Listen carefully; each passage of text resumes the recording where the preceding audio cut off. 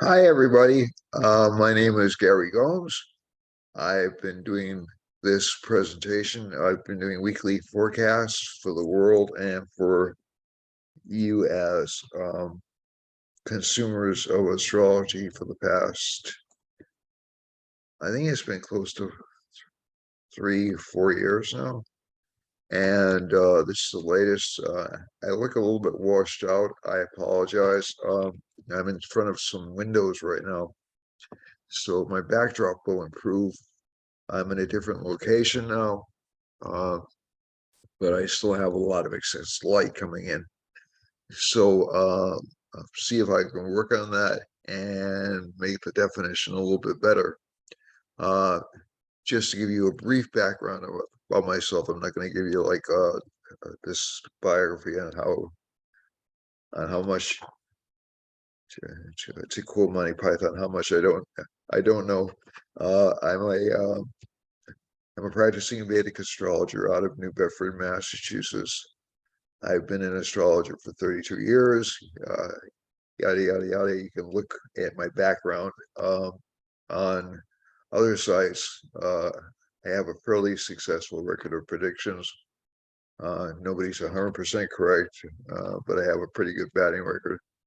And let's go get on with the show. If you want to contact me for readings, for lessons, we have a school that's been forming for the past 15 years or so. And the school is actually in session, so if you want to study with me directly, and also if you want a reading about any topic about your own birth chart, about compatibility, about relationships, about money, about spirituality, please contact me. You can reach me at Gary Gomes G@gmail.com, and closed captioning isn't on. Let me turn the closed captioning on. All right, and you can reach me at, or you can call me at 508. Let me see. I'm not sure whether the closed captioning isn't showing up. You can reach me at 508 at 508-525-0001. So without further ado, we have some important things to talk about this week. It's an election week in the United States. There are a lot of things happening politically in the world. There's an eclipse coming on Tuesday, and this is the second half. It's the last eclipse until, I believe, May of 2023 is the last total lunar eclipse, until March of 2025, if I'm not mistaken. So this will be our March of 2024. I can't remember. I had that information last night and I just bombed it out. But it's a couple of years away. So I think this eclipse will be pretty significant. It's very significant for relationships. You'll be discarding relationships you don't need, developing exciting and interesting new relationships with people that can benefit you, and it's a time to clean house is how I would put it. Okay, and I'll explain that. We're going to go to the chart 2 suite right away. All right, so let's go over here. So I'll talk about the chart in general. I'll talk about the eclipse, and then I'll talk about your signs, and I'll talk about world events in that sequence. Okay, what's expected for world events. Now, this chart that I'm pulling up is for picking special days. It's a part of Indian astrology called Muhurta. I use Indian astrology or Vedic astrology for those of you who don't know. And by the way, if you like what I'm doing, um, I would ask for your support. Send me a like, send me a share, send me a notification button, join. I'm still working towards 1,000 subscribers. Uh, I would like to hit that, and that would help me out and help me bring better quality videos to you. I also have plans for other videos, which we won't get into right now, but um, I'm planning to expand these and do better quality. I just don't have everything set up where I am right now to do it like a green screen and all this other stuff. So essentially, the chart we have for today has another Scorpio rising. So I hope to do it when Libra was rising, but I didn't get to it early enough. But you can see from this chart, again, a lot of this is connected with um, what I would call backwards movement. And what I mean by that is retrogrades give you a chance to reconsider emotions or activities or things you've done. And that'll be a theme over the next 3 months or so, next 3.5 months. So into mid-January. And that's because our friend here, Mars, just turned backwards, and you can change direction, you can change decision. Jupiter's moving backwards in the sky as well, so actually that presents great opportunities to start over again. Retrogrades aren't negative planets, but they do repeat themselves. They do tend to. So if you start anything during a retrograde, chances are you're going to have to modify your position at least a few times during a retrograde period. But that's actually okay because you actually get to learn more, you actually get to experience more, you actually have more opportunities thrown at you than you know what to do with. With directs, you have this very straight linear motion of the planet, and the directs don't allow you a lot of wiggle room or free will. Um, you can always manifest free will wherever you like to, but in this particular chart, Mars is in the 8th house, so there's some concern about being victimized by others. This is what's called Mars affliction in a Vedic chart. So Mars aspects the 2nd house. You may be saying or doing things you kind of regret doing, and Saturn's in the 3rd house. It kind of mutes a person's desires. This will affect, when it gets to the discussion about the world economy, this is also one of the problems in terms of gasoline. Anything that comes out of the ground tends to be ruled by Mars and Saturn. So Saturn's just turned direct. Mars is going backwards. So we saw a decline in oil prices just recently and a slight moderating of inflation, but that'll come back again, sort of with a vengeance with this Mars retrograde and last until mid-January. The other thing to keep in mind is this will also kind of scuttle the economy a little bit. But in terms of your personal lives, it's important not to get too angry or too perturbed about relationship partners. Relationship partners will misunderstand you.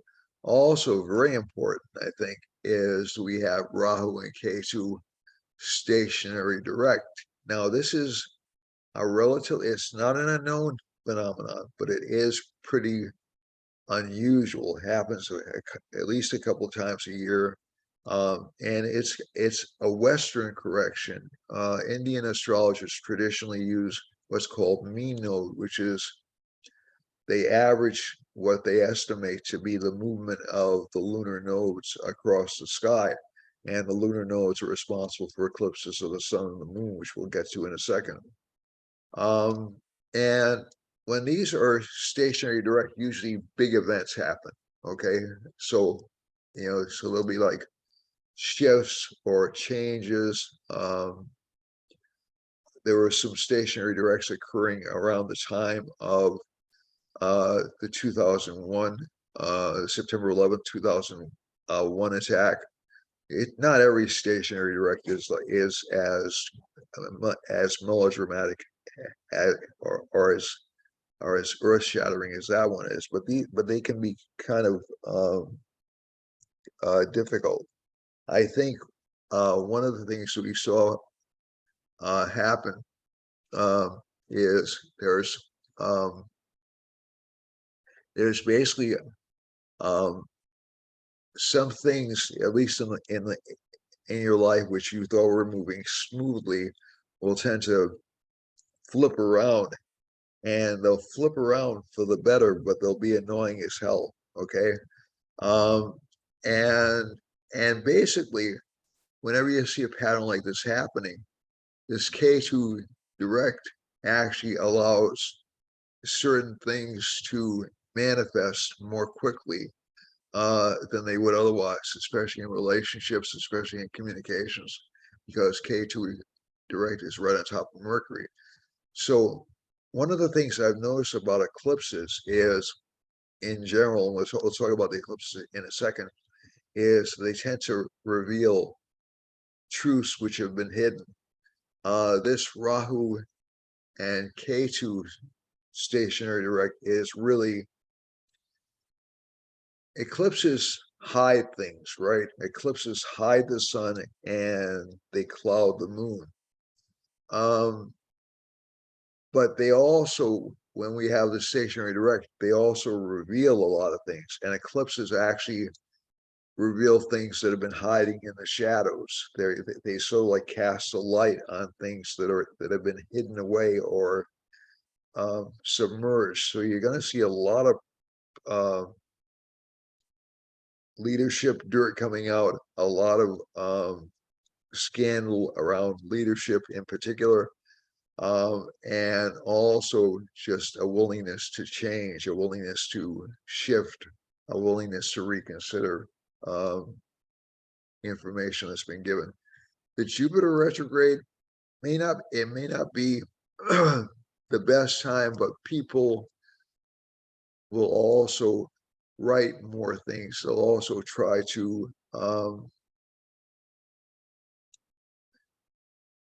re-philosophize, if that's a word. They'll try to reconsider positions they've taken for a long time.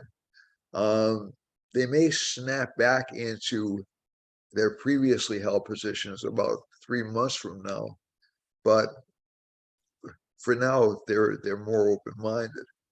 And Saturn is also aspecting Jupiter, so in terms of your personal life, it'll seem like luck is coming very, very slowly. It's coming very, very, almost at a snail's pace. Let me just check the screen. I just want to make sure that, oh gosh, I should have done this earlier.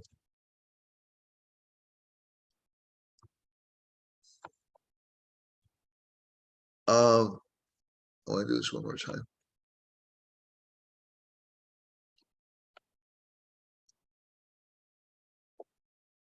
Now I'll go back and do this over if this didn't take the first time.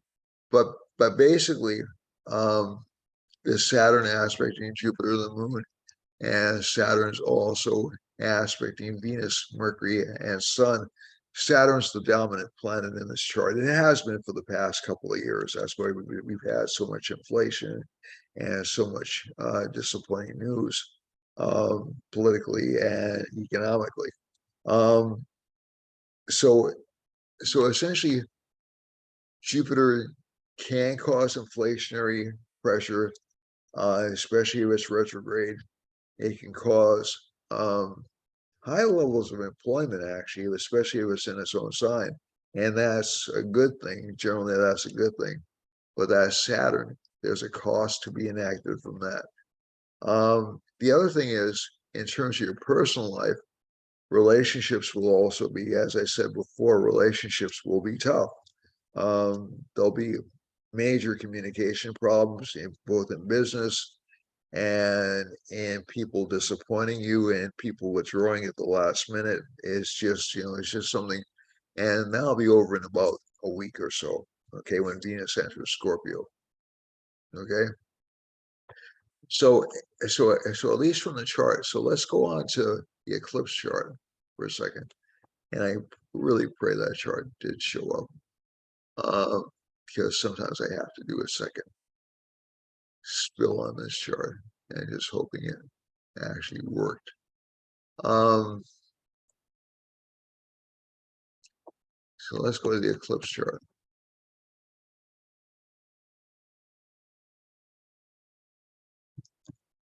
Now this is a lunar eclipse. This is caused by Rahu.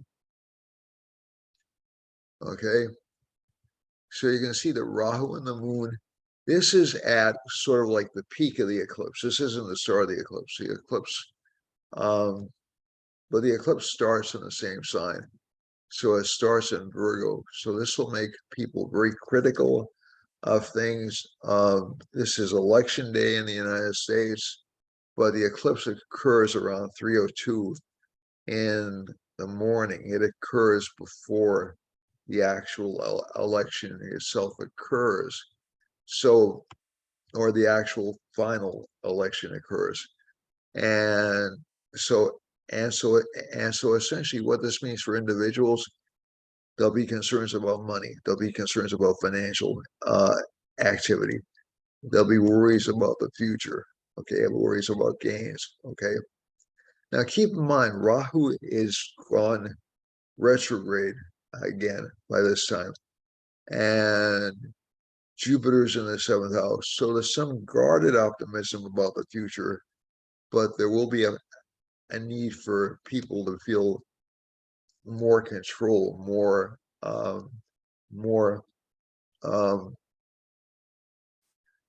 make more of a determination about what they want their life to be.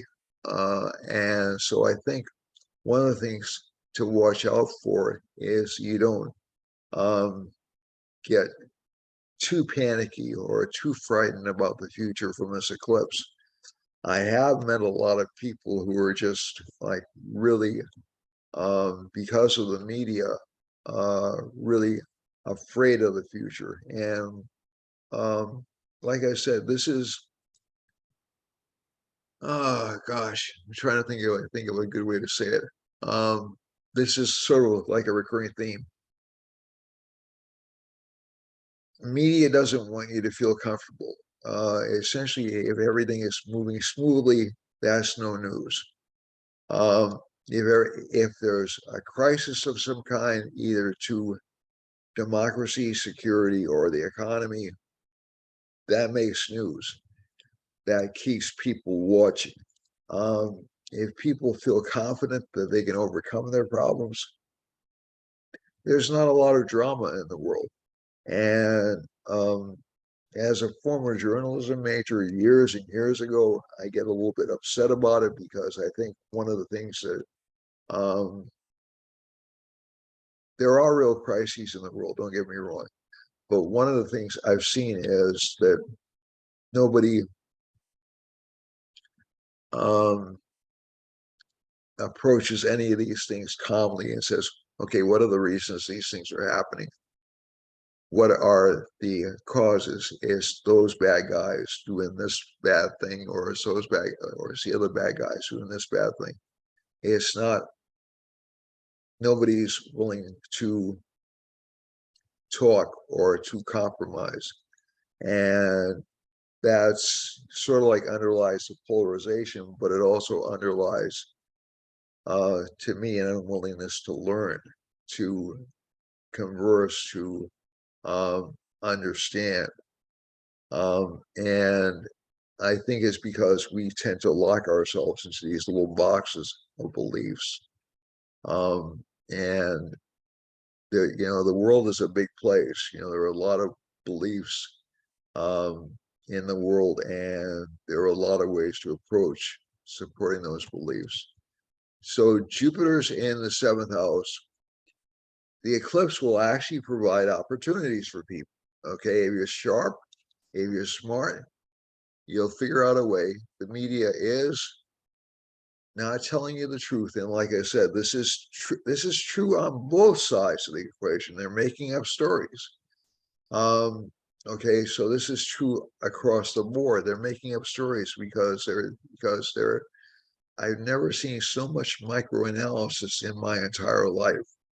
I've never seen so much outrage in my entire life, mainly because um, people want to find things. It's like an adrenaline rush. They want to find things to be outraged about. Um, they want a bad guy. And right now, the government, because of and and also as a matter of confidence in yourself, right now the sun is weak. A lot of people are feeling a lot of confidence or a lot of certainty about themselves. You'll start to see this shift a, a bit in about 9 or 10 days. When the sun enters Scorpio, people will feel a little bit more confident. The Saturn aspect on Jupiter is going to continue really until January of this coming year. So I'm not expecting people to feel much more optimistic until around late January, but there may be some breaks or some good news. Within about 5 days, Jupiter is going to be aspecting Venus, which usually brings some good luck to people, some financial growth. And Mars will also be aspecting that combination, because you can see Mars right here is moving back into Taurus. So you'll see some optimism connected with things like property, real estate, even being willing to discuss things. The major thing I'm a little bit worried about is that these combinations can cause a little bit of violence, because Mars is moving backwards. And I'll talk about the world map I'll talk about the world map right now, just to get out of the way. You'll see increasing aggression, probably in Russia, probably in China, just because, especially in China, this is a sensitive area in their chart. Um, and in Russia's chart, I'm not showing you Russia's chart. This is also a sensitive area in Russia's chart. So I think you're going to see more doubling down. I don't think you're going to see tensions. We saw some tensions in Korea. And those tensions are going to be mapped out in our daily world as well. So I've seen more impatient drivers, more reckless driving over the past few weeks, than I've seen in a long time. So essentially people zipping around cars and taking like stupid chances. So be very careful driving over the next 3 months, just in general. Be very careful about being over optimistically planning or spending like huge sums of money to correct like small problems. It's, those tendencies kind of exist. And it's mainly because right now, a lot of people don't have faith in the future. So let's look at the individual charts, the individual signs right now. Rahu and Moon are in Aries. I think for Aries, this will create sort of like a panic mode for them over the next few months. Probably won't go away until around March. They won't trust relationship partners. I wouldn't be surprised to see a lot of threats of divorce or actual divorces for Aries and Libras.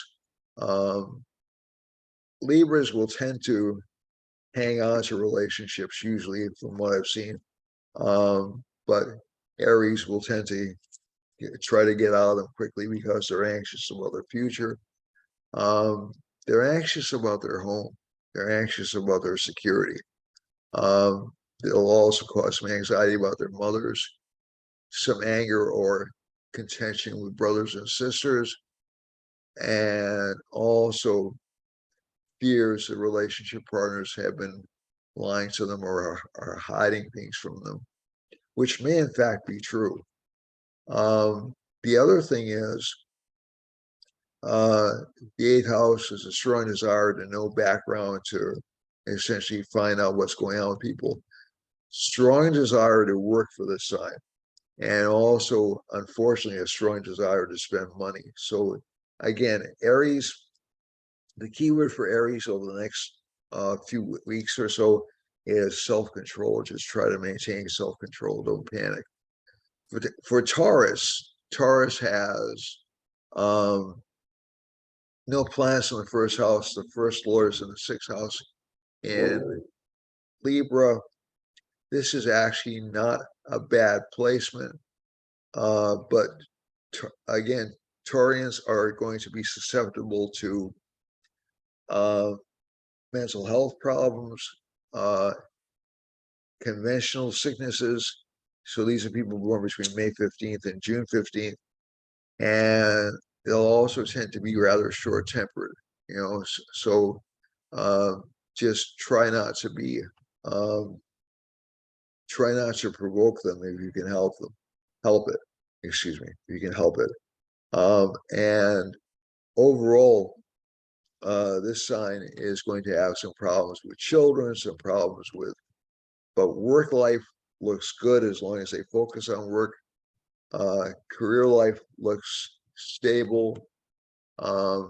Financial gains are there, but again, there's this tendency to want to escape or want to get away on the sign. It's an illusion. You really can't get away from yourself, but that's what the sign indicates. For Gemini, Gemini is again going to be very short-tempered. It's going to go through an experience where it's encountering some difficulty with its relationship partners. Relationship partners will seem to be a little bit cruel or mean, or they'll be impatient with themselves. They'll want to get things done really, really quickly, and they'll find delays in that for about the next few months. And that's going to continue. Those relationship issues will continue really until, I would say, around at least March of next year, unfortunately, for this sign. But basically, they can do a lot of things energetically. They can do a lot of things physically. They can get themselves in shape. They'll have to watch out for accidents or injuries, especially when they're working out. So at least at this particular point in time, they'll have some problems with their children, some problems with their luck, but they'll also get unexpected breaks, excuse me. And again, relationship partners will be a little bit difficult to deal with, a little bit perfectionistic, difficult to please. Work life, though, looks fantastic. And they'll get a lot of public notoriety. For Cancer, Cancer has no planets in the first house. The Lord of the first house is in the 10th along with Rahu. So this particular sign is going to be really, really obsessed with their career. Really, really obsessed with doing extraordinarily well in their career. They'll want a lot of fame, a lot of recognition, and they'll attain it, but it'll be a little bit fleeting, but they'll be able to solidify it after April of next year. But they'll want to join as many clubs as they possibly can. They'll want to join as many groups as they possibly can. The same is true of Gemini, by the way. And they'll be obsessed with their work. Jupiter's in the 9th house. That's a good placement for them. They'll actually have a lot of expansion. They'll have to work a little bit more directly, and the expansion will become permanent after around mid-November. And finally, we are having a Mercury retrograde coming up relatively soon. So I think both Cancer and Gemini will have some reversals of fortune. So will Leo, but those won't last. Those will only last for about a month. But basically, Cancer is having a lot of problems, a lot of concerns about his family, a lot of worry about his family, even some backbiting or arguments with his family. Relationship life will be tough. Cancer will dedicate itself to an older partner or a more serious partner, but the relationship, so the relationship won't change probably until next January, at which point Saturn goes over Aquarius, and the sign may decide it's a little bit too much to deal with. So you'll see some relationship pressure on these signs. All the cardinal signs, the cardinal signs and Gemini. So the cardinal signs are Aries, Cancer, Libra, and Capricorn will have some kind of relationship issues because of this eclipse. So too will Gemini, Virgo, Pisces, I'm sorry, Sagittarius and Pisces, okay? And that's not wishing bad luck on them. It's just this cluster down here in Libra is very challenging, okay? The pressure will lessen next month or within a few days, but you'll still see it popping up from time to time over the next year or so. And that's that K2. That's that K2 in Libra. It's not really good. The other thing about, so career-wise, again, Cancer looks in pretty good shape. And we've already said that. Leo has some problems with financial gains, so it'll earn money. The money will tend to be taken out almost as quickly as it's learned from unexpected expenses. And that's that K2 Mercury, and also from people lying to it, to be honest, people making up stories or people misrepresenting themselves to the sign. So beware of thieves among your friends or people who are overcharging you. The other combination, is for this sign to watch out for Saturn's in the 6th house. So this planet may feel this sign may feel a little bit depleted in energy. The Lord of the first is in the 3rd house, so it wants to do things, but again, it's kind of a drag. It feels like certain things are pointless. And again, this is Eastern Leo. So this is between July 15th and August 15th. I'm sorry, between August 15th and September 15th. My apologies. Wow. And Jupiter's in the 8th house, so there'll be a lot of interest in finding out secrets and investigating and finding out the truth. Career-wise, it should be a relatively good time for it. A lot of its enemies it'll be worried about enemies or threats, but those are really kind of in its own mind. And Mars is in the 11th house. There'll be real estate. There'll be gains for real estate or friends, and also through aggressive action. For Virgo has an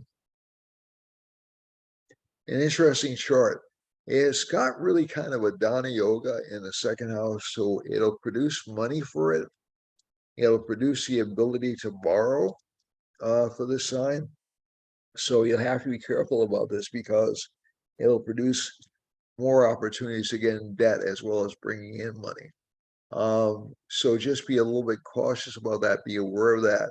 And also when you get quotes on things or when you bid on things, make sure you're not being taken advantage of. There is a good potential for unexpected flows of money for this sign, but this cluster in the 2nd house is dangerous for heavy expenditures. The 3rd house Lord is in the 10th house, so there's a strong desire for this sign to go back to previous careers, to get busy again. Saturn is in the 5th house. Some problems with children are having are loyal and consistent, but they're having some financial issues, or they're too serious right now. Relationship life looks basically good. Relationship partners, though, will swing back and forth. They'll seem a little bit difficult to deal with at times, but not really horribly so. And this Rahu moon, a lot of interest in metaphysical matters, a lot of interest in the occult, and the unseen world and the spiritual world, a lot of desire to do that. For Libra, Libra has Venus, Mercury, Sun. So this is a Dana Yoga and a Raj Yoga. This is a really good combination for Libra. It's amplified actually by Ketu being in the first house. So even though there are negatives connected with this, that is, the Sun as Lord of the 11th house is debilitated. This actually is not a bad combination. It's a little tough for making money, okay, for this particular sign. But in terms of speech, in terms of expressing yourself, it's okay to a certain extent. Both Virgos and Libras are going to have trouble making themselves understood. And that's mainly because of K2's conjunction with Mercury and K2 being in the second house. But when they do make points, they'll make points extremely strongly and extremely aggressively. And I think with this combination, you'll actually see that coming through a lot more strongly. The Sun and Venus are going to be conjunct for the next couple of months. They're going to be combust. Venus is going to be combust for the next few months. It's not as bad a combustion point as it was earlier this month, but it's still combust. So be careful in terms of trying to exert dominance in relationships. It'll kind of backfire. And also that Saturn aspecting Venus, this sign will be extraordinarily well disciplined, and that creates another Raj Yoga for this rising sign. Sixth house has Jupiter in it, so that tends to eliminate enemies, or enemies become friends. Rahu and Moon are in the seventh house. There's some uncertainty about what this sign wants in a relationship. That's almost a cliche with Libra, but this is even more so right now. So it wants relationships, it wants good relationships, but it doesn't know quite what kind of person it wants to be involved in. It can be fooled by glamour and glitz. Mars is in the ninth house. Relationship life will generally be good and constructive. It's not a bad combination. Okay. So if this sign actually applies itself, it'll make a lot of progress. Okay. But again, there is a potential for being victimized within the next week or so in relationship life. For Scorpio, we've already discussed this a little bit earlier, excuse me. And for Scorpio's first lord is in the eighth house. Again, some victimization in relationship life, some lack of trust in relationship partner. Yeah, it's going to continue for another 3 months or so. And just open enemies, really, to be honest with you. People you thought you could trust, you can't trust. So Saturn is in the third house, a lot of self-discipline in this sign. Jupiter's in the fifth house, good for children. Saturn's very strong in this chart. It's not the strongest planet, actually. If you look down here, Mars and the Moon are. And that's interesting because the Moon's in an eclipse mode, but it's also heading towards its exaltation point. So essentially, and Mars is strong because it's retrograde. So you see these little bars on here. These indicate the strongest planets. Saturn's about the third strongest planet. That's Saturn over there. So, but the strongest by far are Mars and Moon. So this indicates tempers will be flying, people will be shifting, people will be very unhappy, especially for Scorpio rising. And but that Jupiter in the fifth house generally like is good, good for gains. Mars in the eighth house, good for unexpected gains from unexpected sources. And Sagittarius, let's move on to Sagittarius. Sagittarius has, essentially, I'm focusing on children first because it has children who are a little bit greedy or a little bit needy from this combination. Saturn's in the second house. It tends to make the chart, the money not flow as quickly as possible, although family life is a strong focus of the sign. Mars is in the seventh house, so again, some problems with relationship partners. I keep saying that that's kind of a theme over the next. It was at its worst over the past 2 months. At its worst over the past 2 months, it'll still persist, and you'll see periods in which it'll come back again. But really, over the past couple of months, were really the worst that I've seen in a long time. And that's mainly because Venus was afflicted for 2 months in a row, and it's been afflicted for a long time. Actually, it was only 1 month in the summertime where it wasn't really badly afflicted. And so let's get back to this again. So Jupiter's in the fourth house. Mars is in the seventh house for Sagittarius. Again, some problems with relationship partners. That'll pass within about a week or so. And you'll actually see some career gains, but watch out for friends, watch out for people who have envy of you in career life. First, Capricorn. Capricorn is really strong sign-wise. It's a very business-oriented sign. Saturn's aspecting Jupiter, Saturn's aspecting Venus, so it tends to dominate this chart. So this chart, the main emphasis on this chart is career, financial growth, a little bit obsessed with family, a little bit afraid that it can't control his family or it controls education, and a little bit afraid that it can't control its career. That'll pass within about a week. You'll start to see Venus acting more favorably and producing more gains for the sign. For Aquarius, Aquarius has Saturn in the 12th house, so it will spend a lot of money and not get a lot of responsibility. Jupiter's in the second house as Lord of the second and the 11th. That's a good Dana yoga, so there will be financial growth. Mars is in the fifth house, so some arguments with kids or with children or with past life credit. Right. So, I mean, that's actions you've taken before. Excuse me. You have a cluster of planets in the ninth house. It's a strong conflict between wanting material things and wanting to settle down and just be a little bit lazy and not study that much. And finally, let's go to Pisces. Pisces is in Jupiter's in Pisces, has a good placement. Mars, however, is in the fourth house. It'll give relationship problems. Rahu, Moon, it'll give anxiety about money. Fear that relationship partners are lying to you or misrepresenting themselves. But friends will be true, but they'll be a little bit pessimistic. So it's not really a good week for Pisces overall, but I think you'll see a lot of progress, especially after the end of this week when Mars and Venus aspect each other. So let's go back to the map that we normally look at and see what's happening around the world. Astro mapping.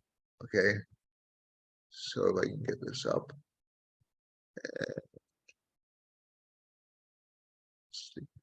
Okay. So let me just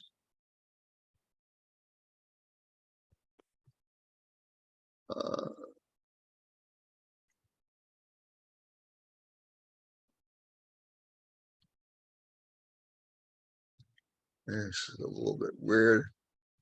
Let me get it back to where we can all see it. I hope I can do that. Oh, good. Okay. All right. So the areas I would pay close attention to are Jupiter, this Jupiter line passing close to Hawaii and close to the Aleutian Islands. Again, we have massive inflation in Hawaii. A lot of people don't know that we have massive inflation in Hawaii and Alaska. And it's mainly because they're so remote. And you'll also have a lot of water issues in the West. You'll see shifts of government in the Western states, Seattle, Oregon, maybe even parts of California, just because of that Rahu, that kind of frustration with leaders and leadership hitting. It's interesting that we're not seeing a lot of activity in Texas, but these bands, you have a Saturn band hitting over here, and this Venus band down here. So we should have some water issues over here.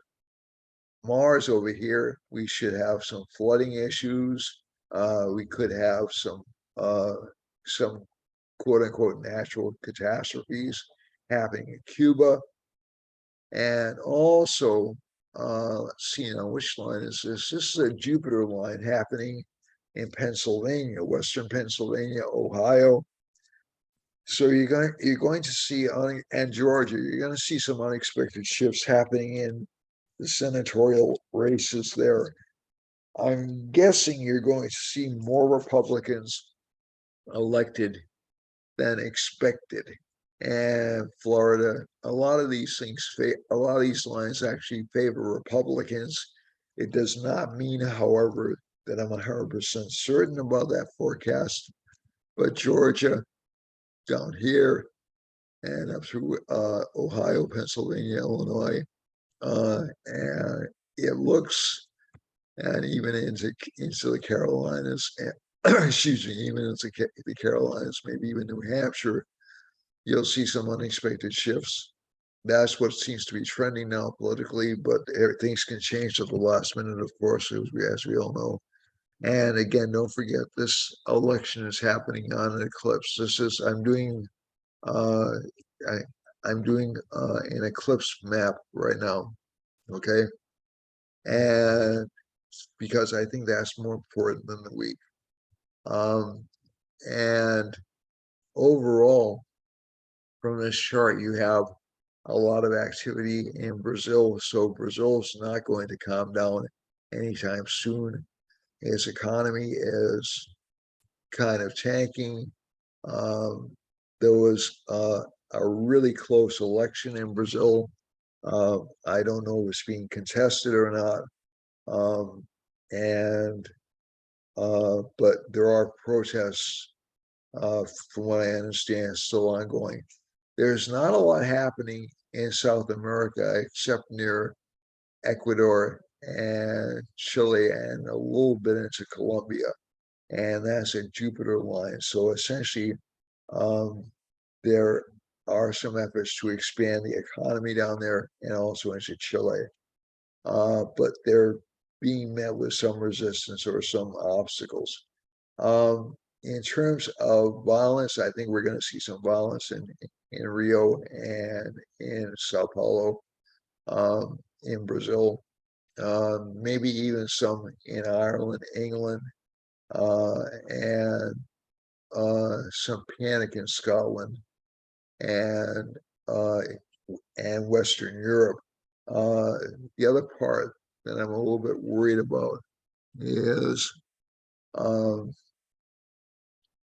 this Jupiter line running through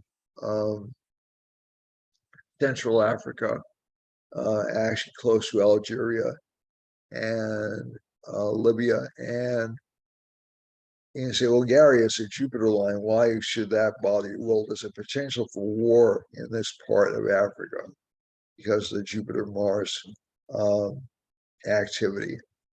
Mars goes up through the Ukraine. It'll signify an intensification of that war. I don't think we're going to go nuclear. I'd be really surprised, but I've been surprised before. But I'd be really surprised if they go nuclear.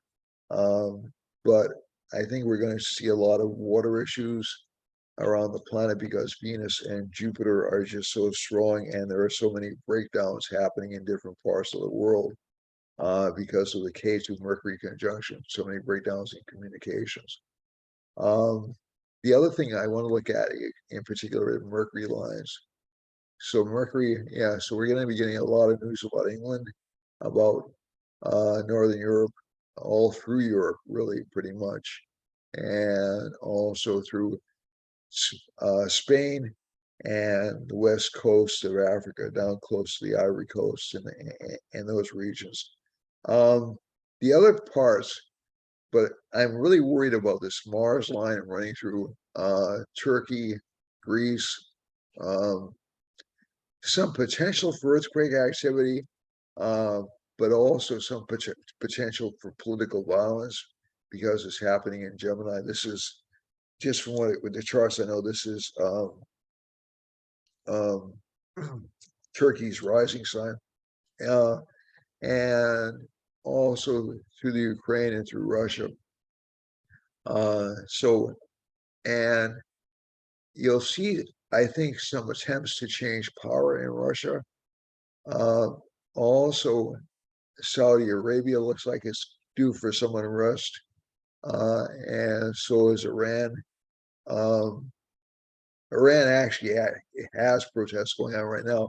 Those will intensify, and I believe you'll see some economic and also spread to Saudi Arabia and maybe even to Mozambique. But Africa looks like kind of a tinderbox right now.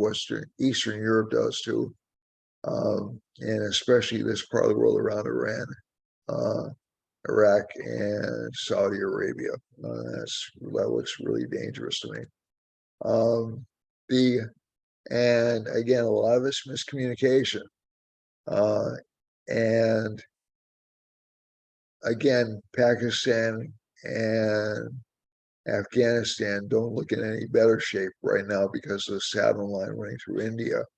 And I don't think there are going to be hostilities at the border, but just a lot of poverty and a lot of displaced people, a lot of destruction of property. And this goes all the way through China, through Western China, and all the way through central Russia. It'll also hit. So let's look at Korea. Okay, Korea is in kind of panic mode right now. We heard about the rockets going off, or not, or the missiles being fired in Korea. This is the spot of the world I would focus. This spot and these spots right here, this spot right here, all the way down to Brazil, and this spot right here are the areas of the world I would focus the most attention on, mainly because you have an expansionary and there's a Jupiter-Mars conjunction in over China and Myanmar and close to Vietnam. So those regions are really powder kegs right now.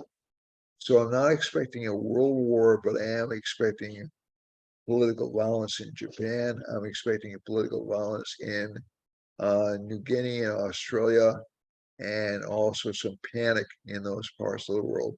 This may be connected with oil, okay, because supplies of oil are going down across the world. And we're going to hit, obviously, we're going to hit a crisis sooner rather than later in terms of oil production.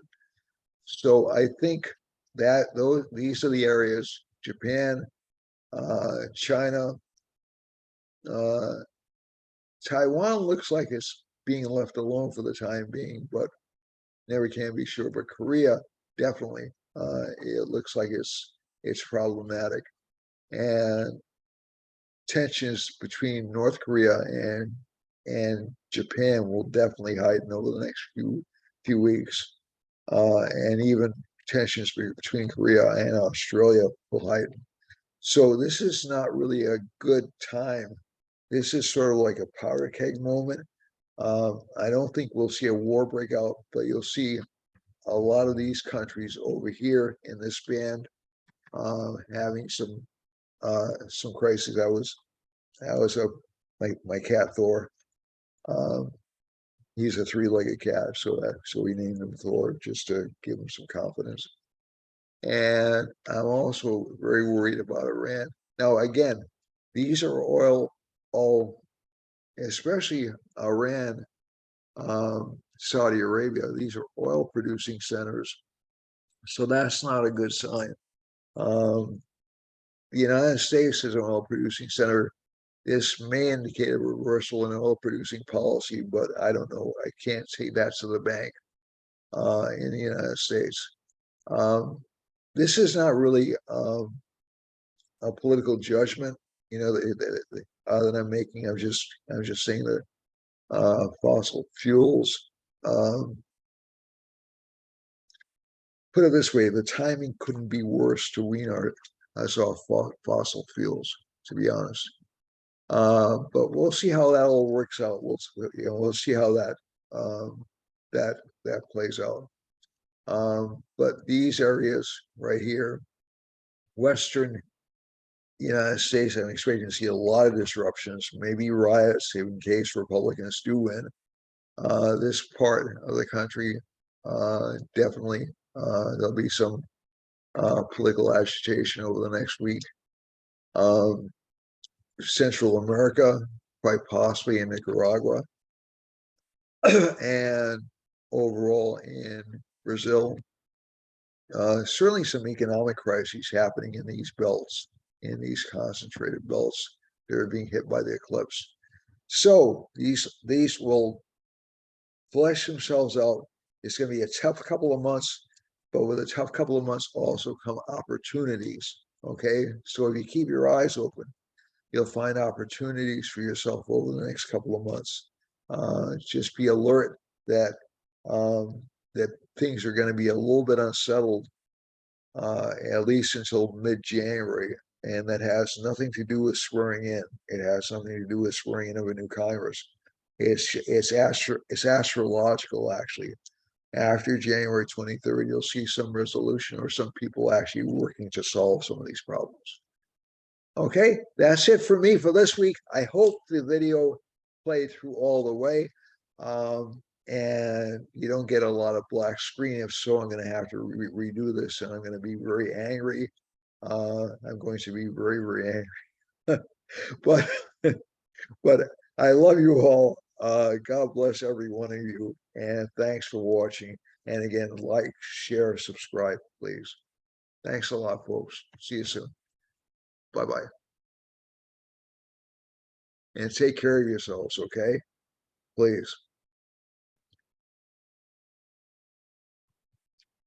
Bye, everyone.